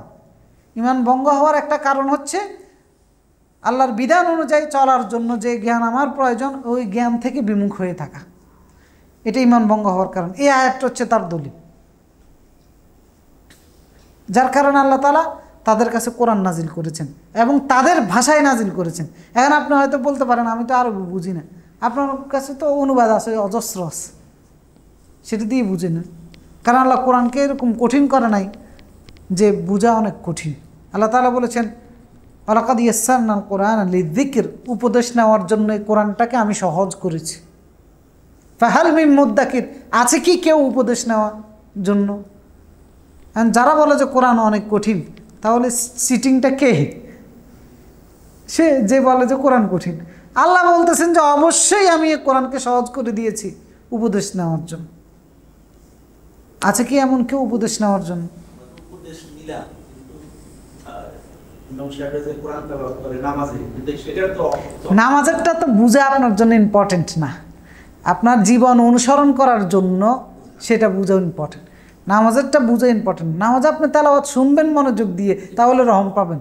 নামাজে তো আপনার বুঝার দরকার নেই, এটা আবার অতি পণ্ডিতি। না না, কোনো দরকার নেই। নামাজে অর্থের সাথে আপনার কিসের রিলেশন? নামাজে তেলাওয়াত করবেন, মনোযোগ দিয়ে তেলাওয়াত শুনবেন, বাস ওটা হচ্ছে নামাজের উদ্দেশ্য। নামাজের মধ্যে তো কোরআন বোঝা উদ্দেশ্য না। নামাজের মধ্যে কোরআন বুঝতে গিয়ে পরে নামাজের এই খবর থাকবে না। অনেকেই বলে যে বুঝতে পারে তো সেইটা তো নামাজে হোক নামাজের বাইরে একই জিনিস। হ্যাঁ, এটা তো আপনি কোরআন পড়ার মাধ্যমে এমনি বুঝবেন, কোরআনের বাইরে। কিন্তু নামাজের মাকসদ এটা নয় যে নামাজের ভিতরে যাই কোরআন বুঝার চেষ্টা করবেন। নামাজের ভিতরে যাই আপনি কোরআন মনোযোগ দিয়ে শুনবেন। শোনাটা আপনি নামাজের মধ্যে তেলাওয়াত হচ্ছে, আপনি শুনবেন। আপনি যখন তেলাওয়াত করবেন তখন আপনি তেলাওয়াত করবেন। এখানে বুঝাটা কোনো ধরনের কোনো হাদিসের মধ্যে আকার ইঙ্গিত কিচ্ছু পাওয়া যায় না যে নামাজের মধ্যে কোরআন বুঝার কোনো ইশারা ইঙ্গিত আছে। এই যে একটা ধারণা, এই ধারণার থেকেই তারাবির নামাজের আগের ওয়াজ চালু হয়েছে।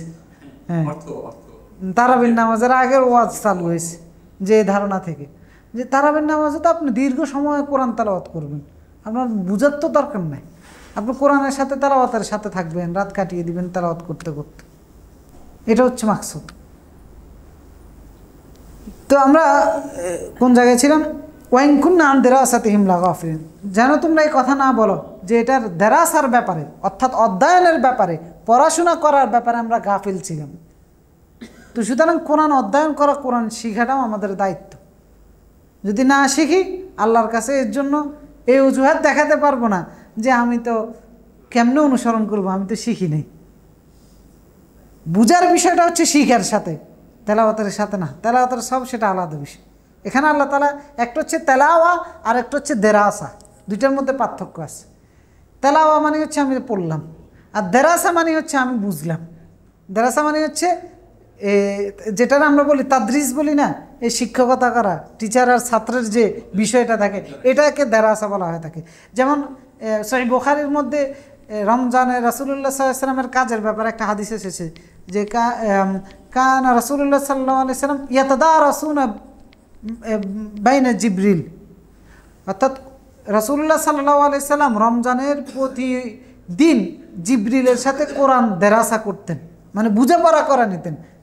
জিবরিল রাসূলুল্লাহ সাল্লাল্লাহু আলাইহি ওয়াসাল্লামকে বুঝিয়ে দিত, বুঝতেন। শিক্ষকের জিবরিলের কাছে পড়তেন। কে পড়তেন? তেলাওয়াত এবং বুঝা দুইটা একসাথে মিলিয়ে আর কি। হ্যাঁ, এখন পড়তে গেলে তো বুঝাইতে গেলে তো তেলাওয়াত করতে হবে, যে আমরা এখন যেটা করতেছি এটা কোনটা, এটাকে দেরাসা বলা হয়ে থাকে। আর নামাজে যেটা পড়ছি সেটাকে কি বলা হয়ে থাকে? তেলাওয়া বলা হয়ে থাকে। এরপরে বিভিন্ন কোরআন যে কেরাত প্রতিযোগিতা হয় সেটা কি? তেলাওয়াত। ওটা দেরাসা না। তো দেরাসা হচ্ছে বুঝার যে জায়গাটা, সেখানে বলা হয়ে থাকে। এটা হচ্ছে তাফসির, এটা হচ্ছে দেরাসা। হ্যাঁ, এটা হচ্ছে দেরাসার অংশ।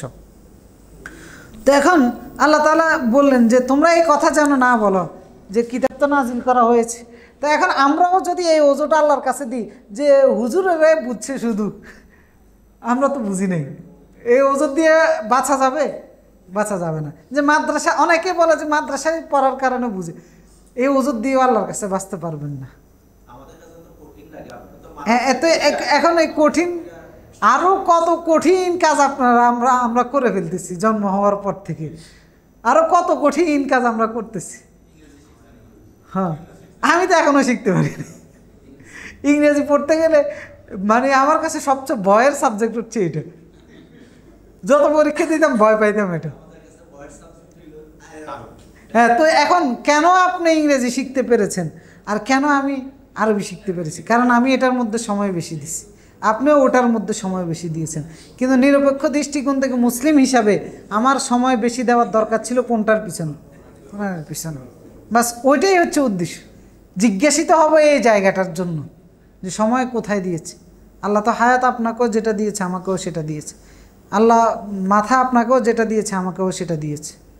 ব্যবহার করার দায়িত্ব ছিল আমার আর আপনার। এখন আমি ব্যবহার করি নাই, এ কারণে আমাকে আফসোস করতে হবে। এই জন্য কিয়ামতের ময়দানে আল্লাহ রসুল মামলা দায়ের করবেন যারা কোরআনকে পরিত্যাজ্য ঘোষণা হিসাবে ঘোষণা করেছে। পরিত্যাজ্য মানে কি? কোরআন পড়ে নাই, ফেলে রেখে দিয়েছে, কোরআন শুনে নাই, কোরআন বুঝে নাই, কোরআন অনুসরণ করার কোনো প্রচেষ্টা চালায় নাই, এরা হচ্ছে কোরআন পরিত্যাগ করেছে। তা আল্লাহ রসুল কিয়ামতের ময়দানে সূরা ফুরকানের মধ্যে আল্লাহ তাআলা বলেছেন, ওয়াকালা রাসূল ইয়া রাব্বি ইন্না কওমি ইত্তাখাযু হাযাল কুরআন মাহজুরা। বাদী হবেন কে? রাসূল নিজে বাদী হবেন এবং বাদী হয়ে বলবেন, ওয়াকালা ইন্না কওমি ইত্তাখাযু হাযাল কুরআন, আমার কওম ইত্তাখাযু হাযাল কুরআন, এই কোরআনকে গ্রহণ করেছে পরিত্যাজ্য হিসাবে। মানে এটা আনুষ্ঠানিকতার একটা কিতাব হিসেবে রেখে দিয়েছে। অনুষ্ঠান করব, হুজুর একজন ডেকে নিয়ে আসবো, 2-3 আয়াত তেলাওয়াত করবেন, এটাই হচ্ছে কোরআনের সাথে থাকা। কিন্তু হ্যাঁ, আর যত কিছু করব সেগুলোর সাথে কোরআনের দরকার নেই। এই যে কোনো আনুষ্ঠানিকতা হবে সেটা, এগুলো হচ্ছে কোরআন পরিত্যাজ্য হিসেবে গ্রহণ করার নমুনা। আরও নানানভাবে আছে। সারা বছর কোরআন দেখা যায় যে চৌকিসের ভিতরে সাজায় রেখে দিয়েছি, রমজান আসলে অনেকে নামায় দুলাবালি ঝাড়ে। আবার অনেকে তো এমন হয়ে গেছে যে মসজিদে নিয়ে আসে দিয়ে দেয়। হ্যাঁ, পড়া হয় না। হ্যাঁ, এই যে কতভাবে পরিত্যক্ত ঘোষণা করেছে। এখানে পরিত্যক্ত তেলাওয়াত করেছি, তেলাওয়াতকে পরিত্যাগ করেছি, শোনাকে পরিত্যাগ করেছি, অথচ সবগুলোর মধ্যে রহম ছিল, সবগুলোর মধ্যে বারাকা ছিল। তেলাওয়াতকে পরিত্যাগ করেছি, শোনাকে পরিত্যাগ করেছি, বুঝাকে পরিত্যাগ করেছি, অনুসরণ করাকেও পরিত্যাগ করেছি। এই জন্য মামলা দায়ের করবেন আল্লাহ রসুল নিজে আল্লাহর দরবারে, যে কাল রসুল ইয়া কওমি ইত্তাখাযু। আর এই সমস্ত আসামিরা কিয়ামতের ময়দানে আফসোস করে বলবে, লাউ কুন্না নাসমা আও নাআকিল মা কুন্না ফি আসহাবিস সাঈদ, যদি শুনতাম, যদি বুঝতাম, তাহলে আমরা জাহান্নামের অধিবাসী হতাম না। তো এখান থেকে বোঝা যাচ্ছে যে কোরআন তেলাওয়াত শিখা, কোরআন বুঝা, এটা আমাদের জন্য মৌলিক দায়িত্ব, ইমানি দায়িত্ব। তেলাওয়াত না জানলে তেলাওয়াত শিখা, তেলাওয়াত পেরেছি, আমার জন্য এরকম নয় যে একবারে সব আমাকে বুঝতে হবে, যেটা আমার প্রয়োজন সেটা বুঝে নিব। বিষয়টা এই নয় যে পুরো কোরআন আপনার আমার বুঝতে হবে। আপনি বিয়ে করতে যাবেন, সেখানে কোরআনের মধ্যে নির্দেশনা আছে, সেটা বুঝেন। আপনি নামাজ পড়তে যাবেন, সেটা বুঝেন। আপনি ওযু করতে যাবেন, সেটা বুঝেন। এই যে প্রয়োজনীয় জিনিসগুলো, ব্যবসা করতে যাবেন, সেটা বুঝেন। আল্লাহ ভাই হারামার সুদ হারাম করেছেন, ব্যবসা হালাল করেছেন। ওযু করতে যাবেন, তায়াম্মুমের বিধান বলেছে, ওযুর বিধান বলেছেন। ইযা কুমতুম ইলাস সালাত ফাগসিলু উজুহাকুম ওয়া আইদিয়াকুম ইলাল মারাফিক ওয়ামসাহু বিরুউসিকুম। ওযু করতে চাইলে মুখ ধো, হাত ধো, পা ধো, মাথা মাসিহ করো। এই যে এগুলো বুঝবো, বুঝার বিষয় এই নয় যে একবার পুরো কোরআন আমরা বুঝে নিতে হবে, প্রতিটা আয়াত আমাকে বুঝে নিতে হবে। প্রতিটা আয়াত চাইলেও আমি বুঝতে পারবো না, অনেক কিছুই আছে এখানে যেটা বোঝা সম্ভব নয়। তো এই জন্য যেটা প্রয়োজন সেটা বুঝছি কিনা, এখন সেইটা যদি না বুঝি, কিয়ামতের ময়দানে আল্লাহ যখন ধরবে তখন এই ওজর দিতে পারবো না যে এইটা তো অমুকদের জন্য ছিল, তমুকদের জন্য ছিল, এটা কি ওনারা বুঝতো বা আমরা বুঝতাম না, বা আমি গাফিল ছিলাম, উদাসীন ছিলাম, এই কথা বলার কোনো সুযোগ নেই। এবং কি এটা কবরের মধ্যেও সুযোগ নেই। কিয়ামতের ময়দান তো দূরে থাক, কবরের মধ্যে ফেরেশতা যখন সুয়াল জবাব জিজ্ঞাসা করবে, জবাব যখন দিতে পারবে না, ফেরেশতা তখন পিটাইবে না, পিটানোর সময় তখন বলবে মা দাঁড়াইতা ও মা তালাইতা, পড়লাও না বুঝলাও না, মানে তেলাওয়াতও করলা না বুঝলাও না, এরপরে মায়ের শুরু হবে। তো এর থেকে বোঝা যাচ্ছে যে কোরআনটা আল্লাহ বরকতময় করেছেন অনেকগুলো অ্যাঙ্গেল থেকে, সেই সমস্ত অ্যাঙ্গেলগুলোর সাথে কোরআনের সাথে সম্পৃক্ত থাকতে হবে, আর কোরআন তেলাওয়াত শিখতে হবে, এবং যেগুলো প্রয়োজনীয় অনুসরণীয় জিনিস সেগুলো আমাদেরকে বুঝে নিতে হবে। আমাদের বিভিন্ন ক্ষেত্রে এক একজনের এক একটা হতে পারে, সেক্ষেত্রে যার সাথে যেটা রিলেটেড হবে সেটা বুঝে নিতে হবে। এরপরে 157 নম্বর আয়াত,